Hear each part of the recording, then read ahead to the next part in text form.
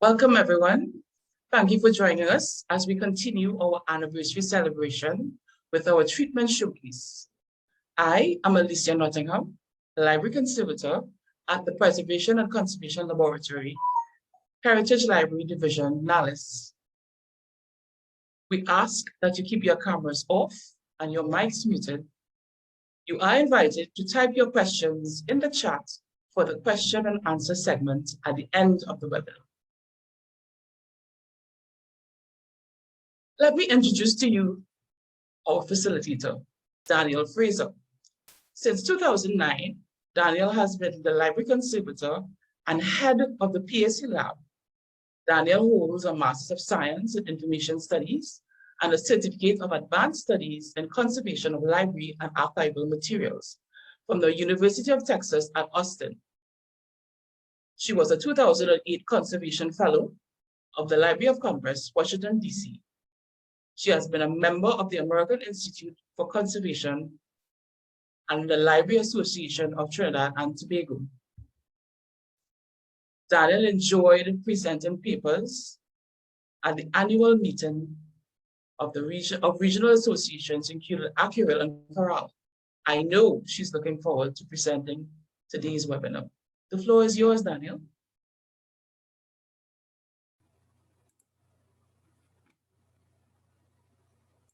Thank you so very much, Alicia. Welcome, everyone. Thank you for joining us. Before we get into highlighting our work at the PAC Lab, let me introduce our institution. The National Library and Information System Authority of Trinidad and Tobago, NALIS, is the country's coordinator of all library and information services. Beyond the Heritage Library, there are over 25 public libraries, 3 libraries in correctional institutions, libraries in secondary and primary schools, and special libraries in several government agencies, all administered by NALIS. I encourage you to visit our website, www.nalis.gov.tt, for more information about our services. We'll post the link in the chat. One of NALIS's key responsibilities is to promote and preserve national heritage information.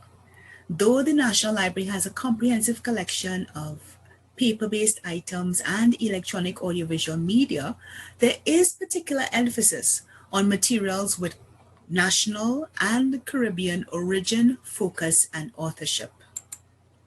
The Heritage Library Division, located on the 2nd floor of the National Library Building, Port of Spain, Trinidad, helps NALIS fulfill the goal of acquiring, promoting, and preserving national heritage information. Follow the Heritage Library Division on Facebook at NALIS HLDTT. You can see the link in the chat. Now, special collections acquired or donated to the Heritage Library Division consist of mainly traditional library items created by or of interest to a significant person or organization of Trinidad and Tobago. So one would not be surprised to find within these collections books, newspapers, pamphlets, photographs, letters, film and audio recording, and we also have a number of items that are often labeled memorabilia, like you see this typewriter here. The Preservation and Conservation Laboratory is responsible for ensuring the overall longevity of library materials with attention to the Heritage Library Division and its collection of historical importance. The PAC Lab was officially commissioned in July 2013, and it helps NALIS fulfill its role as the International Federation of Library Associations and Institutions, IFLA, Preservation and Conservation Regional Center for the English-speaking Caribbean. Additionally, this arm of Heritage Library Division advises public and private organizations on the care of their collections and artifacts. The PAC Lab has been serving the preservation and conservation needs of clients through fumigation, freeze drying, conservation treatments, collection repair, bindery services, disaster recovery, technical assistance, and preservation training. We miss carrying out our preservation clinics, tours, training sessions in person. However, we are happy that technology allows us to continue this mission through the webinar series. If you've missed any of our preservation webinars, please, I invite you to view them using the playlist on the NALIS YouTube channel. We'll be sure to put that link in the chat as well.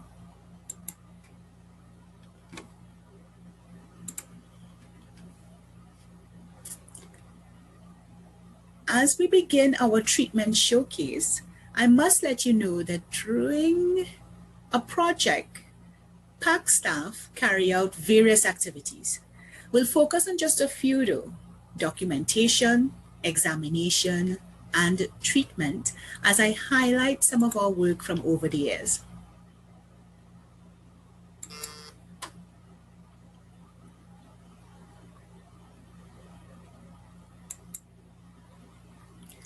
Documentation is an ethical aspect of conservation. Written and pictorial records of the entire project must be permanently kept. PAC staff record the examination, sampling, scientific investigation, and treatment of projects.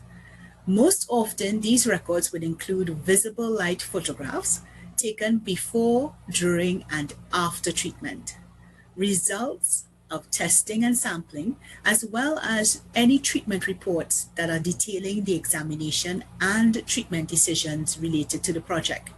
Now, we've created a mini photo documentation studio in the workroom of the PAC Lab. The photographic equipment includes a digital single lens reflex or DSLR camera with a regular as well as a macro lens. We also have a copy stand that you see here with lighting attached to it. There's also a tripod for taking photos off of the copy stand or during treatment in the laboratory. And we tend to use very neutral background boards in order to present a neutral image around our objects that we're photographing. And finally, it also includes scale or color bars, and we have a large format as well as a smaller one like the one you see here.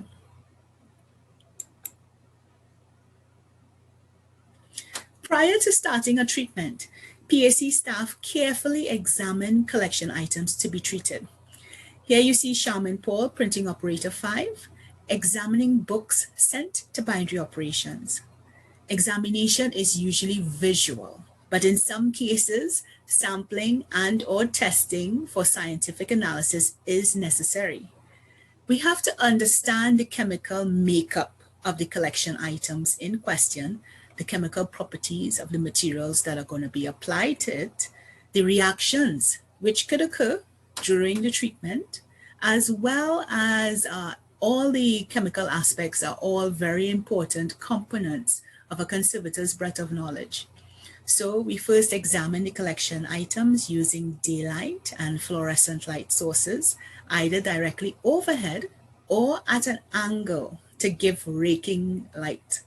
Or we also use a light table, as you see here, to give transmitted light that comes right through the object. Now, this allows us to observe the textures of the paper to see if there's any damage that might be hidden, not quite visible looking at it directly. We get the chance to see watermarks and any other unique thing that happens with the paper itself.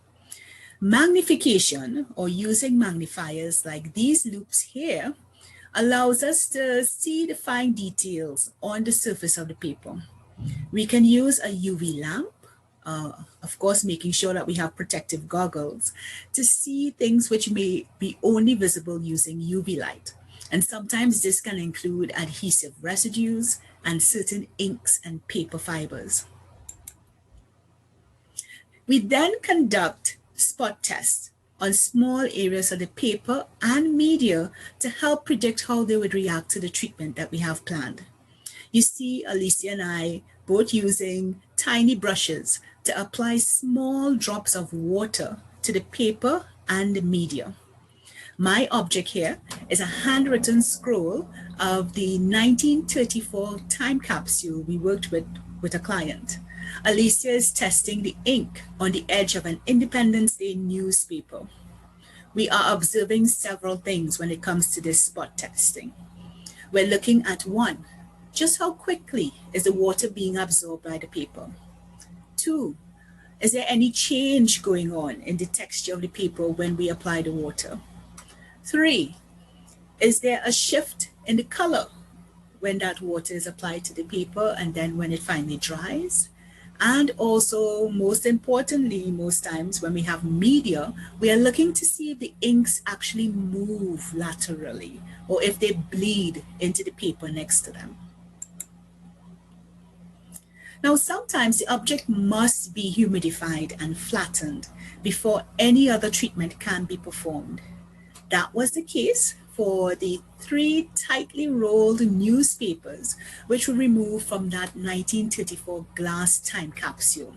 Here you see the glass jar, that was the time capsule, and it was placed behind a cornerstone of a building at a school in Port of Spain. This time capsule project remains one of my favorites that we've completed.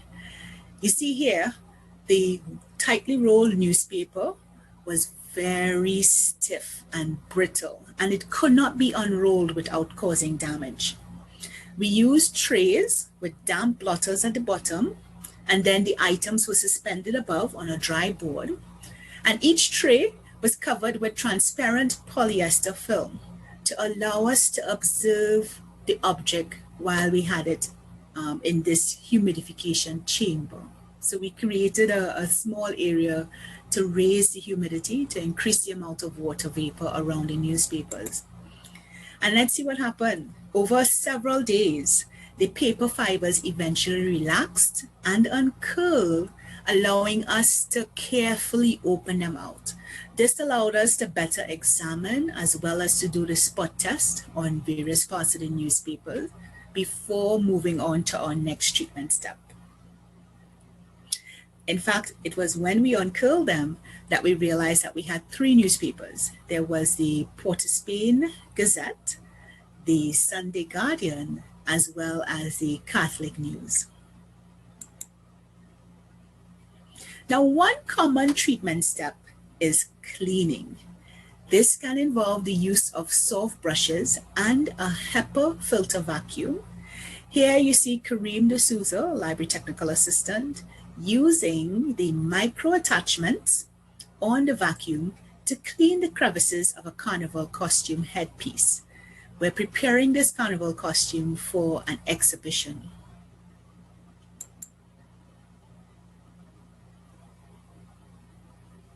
Here, Kareem uses a cotton swab, while Alicia uses a very soft brush to gently clean antique cameras of the Anson Gonzalez collection. We make our own cotton swabs actually by using bamboo skewers and 100% pure medical grade cotton. We start cleaning first using dry methods, and then we move on to using a damp cotton swab along with deionized filtered water. Of course, only after we've completed the spot testing to make sure that the collection items are not adversely affected by water. Sometimes for paper objects, we use erasers or grated eraser crumbs, which are gently rubbed over the surface to remove the accumulated soot and dirt. Here, Kareem uses an eraser on the back of a panorama of the Constantine collection.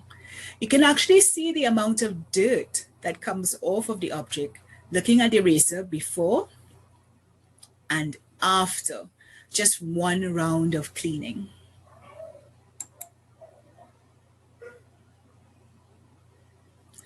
If you've seen our Protective Enclosures webinar, you may remember the large glass jar of the Chambers collection.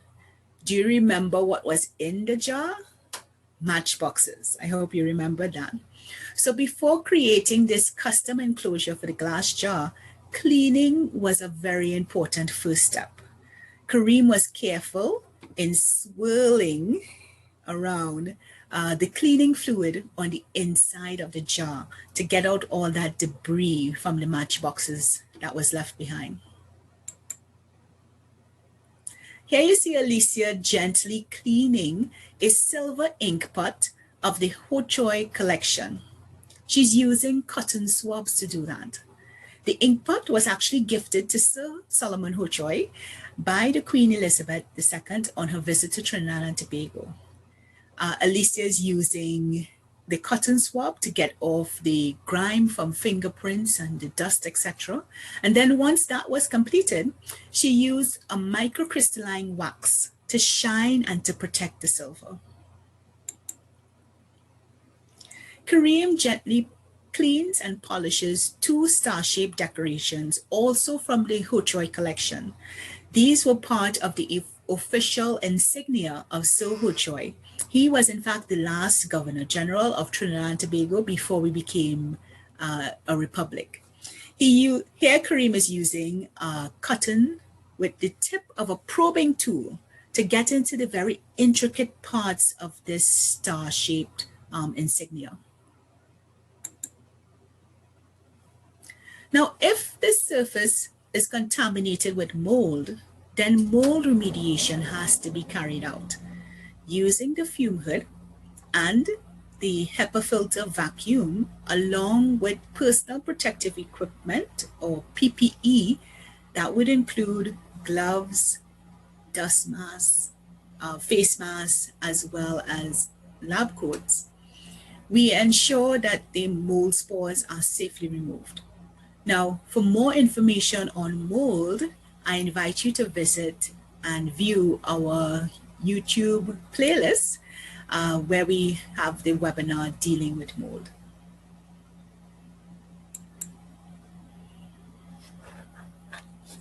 Now, after cleaning the surface of the object, we would then decide to wash the paper.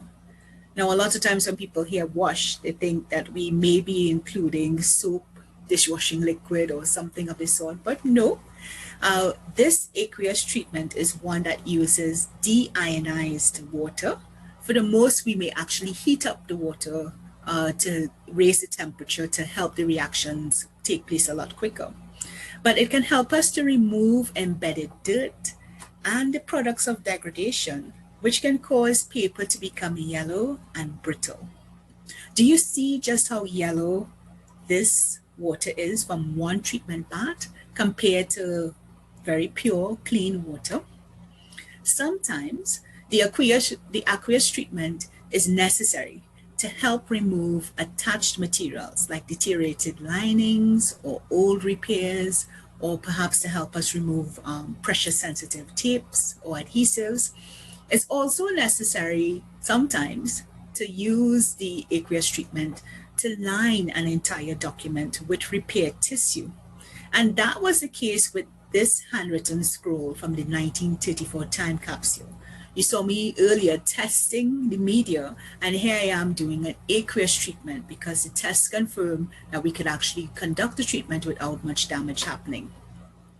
And so the aqueous treatment not only helped remove those damaging compounds from the paper fiber, it also allowed me to take my time in lining the document and then replacing the salvageable parts. You actually see that I'm using a soft brush with a very thin wheat starch paste solution to help line the paper, and then I'm putting down the washed document onto the lining itself. Now, working while the document is wet allowed me to take my time in order to replace all of the salvageable fragments. You see here that I'm working with tweezers to help move the fragile bits back into their rightful places. It was almost like completing a puzzle. Now here's Kareem working with OJT's Nicholas Leoto and Junior Sandiford to do the aqueous treatment of 3 newspapers from the same 1934 time capsule. Remember those newspapers that were tightly rolled up, and so we actually ended up doing humidification and getting them flat? Once we did our spot testing, we were able to go ahead with an aqueous treatment of the newspapers. Now, thankfully, our stainless steel laboratory sinks and our washing trays were large enough to accommodate these newspapers, these extra large sheets.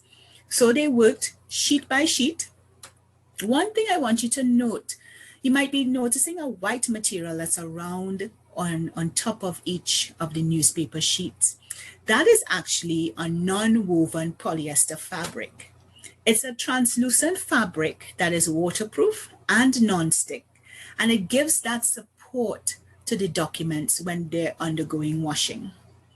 Now, I want you to note that Nicholas and Kareem are actually holding the newspaper by the ends of the 2 sheets of polyester fabric that are stuck to both sides of the wet document. So rather than handling the document itself, which could be very fragile, they're using the non-woven polyester fabric in order to move and handle the document. Now, the wet non-woven polyester fabric must be removed in order to allow the paper to dry. So here's a video of Junior removing the supporting fabric by rolling it. Rolling helps to break the water bond between the fabric and the newspaper. Using low and wide fingers are the ideal technique. Another common treatment approach is mending. The most popular method of mending paper objects is done with strips of Asian long fiber paper and an adhesive. The adhesive of choice is, most times, usually, wheat starch paste. The paste is applied to the repair tissue, which is placed on the collection item using tweezers and micro spatulas. We then tamp down the tissue with a soft brush to ensure full adhesion. And you see Nicholas doing that here with a soft brush. The repair is then dried between blotters and non-woven polyester fabric. And this is Kareem placing the blotter over the repair that he put down onto the newspaper. Now they're doing this to the newspaper sheets that we saw that went through humidification and flattening and then washing. Once they were dry, we were then able to go back and do the repairs. Now the repairs must be complementary to the color and the tone and the thickness of the collection item that's being repaired. Sometimes the original color of the repair tissue does not match the color of the document. So we use quality acrylic paints to tone the paper. Here you see various grades of Asian long fiber paper that would tone to shades of brown and yellow to match the colors of the newspapers.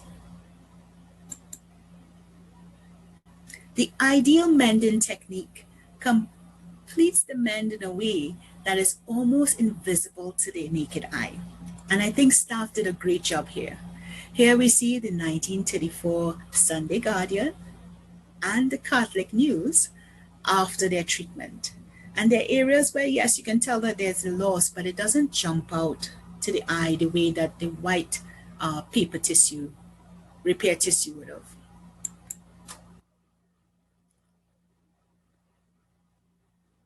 Now, Alicia used the same toning technique. This time, instead of just for the paper, she used it to match the sewing thread in repairing this pamphlet. Our bleached linen thread was way too visible, and you can actually see a white line going along here, this side of the document. And so we opted to use acrylic paints to help tone the thread so that it allowed it to be a little bit more visually pleasing in the final look of the repair. And so you could barely see where the thread is located here in the final after treatment documentation of the pamphlet. Now, after the paper of the book is treated, the binding must be remade. And PAC staff would spend time resewing the text block, all of the pages that make up the book that would have been perhaps washed, repaired, the mendings taken place, etc. They'll then spend time resewing them using materials and a sewing style that's complementary to the book's original format. Now, sewing can involve not only just thread itself, moving in and out the pages of the book, but we may actually use linen or cotton tapes, as you see here, and sometimes even cord. Now, the sewing styles commonly used in the PAC Lab include stab and sew, saw cut, all along, and link stitch. Then, boards and the covering materials are added using new and original materials to make the book complete. Here's a great example being completed by printing operator Candice Sutherland Simpson on a book from the Children's Library, Port of Spain branch. You see here where Candice has taken apart the cover of the book, removed the damaged materials, which would have been at the corners as well as along the spine, and then using new material, she's able to re-adhere the cover as well as the spine label to the new parts of the book. And so we have a book that has been reinforced with new materials that's able now to really take that use that happens in the children's library. And so I thank you so very much for joining us for our treatment showcase. Of course, it's never going to be possible for us to showcase every single treatment. Just finding the photos sometimes from a distance prove to be a little bit challenging. But I hope you enjoy taking a look back with us and celebrating for our anniversary. Feel free to put any questions or comments in the chat. You can also be sure to email me. But I want to take this time to also invite you to register for our upcoming webinars. I want you to join us on August 11th for part 2 of Reducing the Risk. We'll look at the risk mitigating measures for protecting library and archival collections. So we would have completed part 1 in June, and so now we're moving on to complete part 2 next month. We're also then going to finish the series with Reducing the Risk part 3 on Wednesday, August 25th. We'll introduce the elements of disaster planning for protecting your library and archival collections. And I think this is going to be one that's going to be rather interesting. So I hope you'll join us, and we'll be sure to put the links in the chat so that you can register. Look forward to seeing you there.